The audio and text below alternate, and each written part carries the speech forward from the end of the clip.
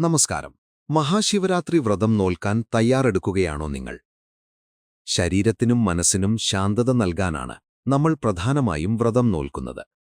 ഈ വർഷത്തെ ശിവരാത്രി വ്രതം പൂർണ്ണമാകാൻ നിങ്ങൾ ഒഴിവാക്കേണ്ട 6 കാര്യങ്ങൾ എന്തെല്ലാമാണെന്ന് നോക്കാം. ഈ വർഷത്തെ ശിവരാത്രി വ്രതം ഫെബ്രുവരി 15 ഞായറാഴ്ചയാണ്. ഒന്നാമത്തെ കാര്യം, വ്രതത്തെ ഒരു വാശിയാക്കി മാറ്റരുത്.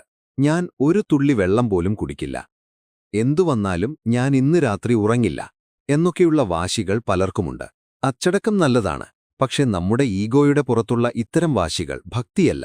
പരമശിവൻ സന്തുലിതാവസ്ഥയുടെ, അതായത് ഒരു ബാലൻസിന്റെ പ്രതീകമാണ്, അല്ലാതെ സ്വയം ശിക്ഷിക്കുന്നതിന്റെ അല്ല. രണ്ടാമതായി, വ്രതഭക്ഷണം അമിതമായി കഴിക്കുന്നത്. വ്രതമെടുക്കുമ്പോൾ സാധാരണ ദിവസങ്ങളിലേക്കാൾ കൂടുതൽ ഭക്ഷണം ചിലർ കഴിക്കാറുണ്ട്.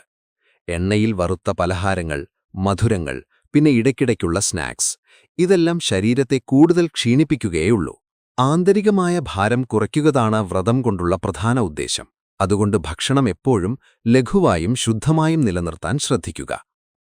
മൂന്നാമത്തെ കാര്യം, വ്രതസമയത്തെ ദേഷ്യവും വഴക്കും. വിശന്നിരിക്കുമ്പോൾ നമ്മുടെ ക്ഷമ കുറയുന്നത് സ്വാഭാവികമാണ്. ചെറിയ കാര്യങ്ങൾ പോലും വലിയ തർക്കങ്ങളായി മാറിയേക്കാം. എന്നാൽ ദേഷ്യത്തോടെ വ്രതം നോൽക്കുന്നതിൽ യാതൊരർത്ഥവുമില്ല. നെഗറ്റിവിറ്റി ഇല്ലാതാക്കുക എന്നതാണ് ശിവരാത്രിയുടെ ലക്ഷ്യം. നിങ്ങളുടെ വാക്കുകൾ പരുഷമായാൽ വ്രതം വെറുമൊരു ചടങ്ങു മാത്രമായി മാറും. നാലാമത്തത്, ഉറക്കമൊഴിയുമെങ്കിലും ശ്രദ്ധ ചിതറിപ്പോകുന്നത്. ശിവരാത്രിക്ക് ഉറക്കമൊഴിയുന്നത്, അതായത് ജാഗരൺ ചെയ്യുന്നത് വളരെ നല്ലതാണ്. എന്നാൽ പലരും ധ്യാനത്തിനു പകരം ഫോണിൽ സ്ക്രോൾ ചെയ്താണ് സമയം കളയുന്നത്.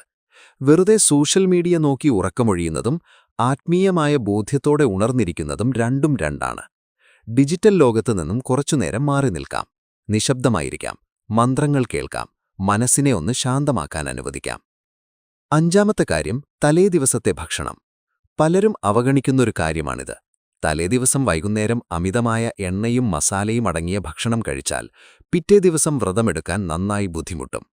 അതുകൊണ്ട് ശിവരാത്രിയുടെ തലേദിവസം വൈകുന്നേരം ഉള്ളിയും വെളുത്തുള്ളിയും ഇല്ലാത്ത ലളിതമായ സാത്വിക ഭക്ഷണം മാത്രം കഴിക്കാൻ ശ്രദ്ധിക്കുക. ഈയൊരു തയ്യാറെടുപ്പ് നിങ്ങളുടെ വ്രതത്തിന്റെ ഭാഗം തന്നെയാണ്. ആറാമത്തെ കാര്യം, ആന്തരിക വ്രതം മറന്നുപോകുന്നത്.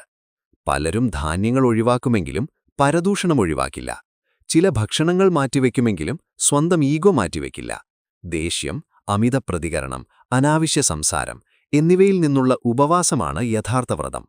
അതും കൂടി ശരിയായാൽ മാത്രമേ നിങ്ങളുടെ വ്രതാനുഷ്ഠാനങ്ങൾ പൂർണ്ണമാവുകയുള്ളൂ. ഈ കാര്യങ്ങൾ മനസ്സിൽ വെച്ച് ഈ ശിവരാത്രി വ്രതം നോൽക്കൂ. അത് നിങ്ങളുടെ ശരീരത്തിനും മനസ്സിനും വല്ലാത്തൊരു പോസിറ്റീവ് എനർജി നൽകും. ഈ മഹാശിവരാത്രി നിങ്ങളുടെ ജീവിതത്തിൽ ശാന്തിയും സമാധാനവും നിറയ്ക്കട്ടെ. ശിവരാത്രിയുമായി ബന്ധപ്പെട്ട അറിവുകൾ അപ്പപ്പോൾ അറിയാൻ ഇപ്പോൾ തന്നെ ഈ ചാനൽ സബ്സ്ക്രൈബ് ചെയ്യൂ.